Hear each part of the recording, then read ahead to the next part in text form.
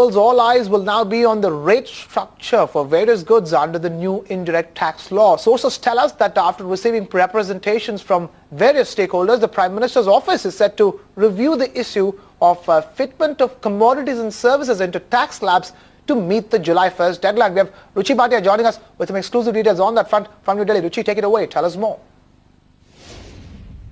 With the four crucial bills for GST getting a go-ahead from the Parliament, all eyes are now set for what will be the tax rate structure, that is the GST fitment rate for various goods and services. In fact, we learn at ET now that the Prime Minister's office themselves will be looking at some of those contentious issues early next week, and this after representations were made by various groups on the tax rate structure for commodities such as cigarettes, beedies, biscuits, as well as edible oil.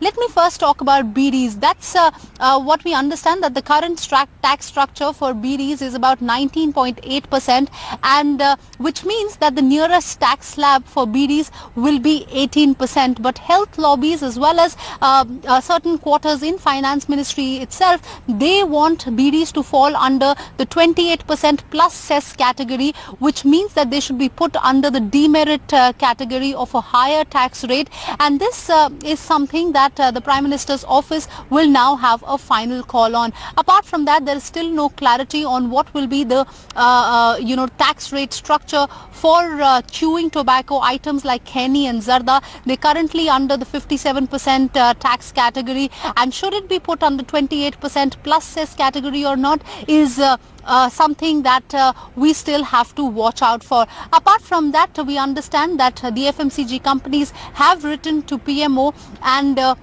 want biscuits to come under the 5% tax bracket, and this citing nutritional value and mass consumption, and items like coconut oil, edible oil, there is still no clarity on the nomenclature for such items. We understand that all these contentious issues on which the Fitment Committee seems divided at this point of time will now be taken up by the PMO themselves, and only once there is more clarity from here will these issues be taken up by the GST Council in their next meeting, which is scheduled for May.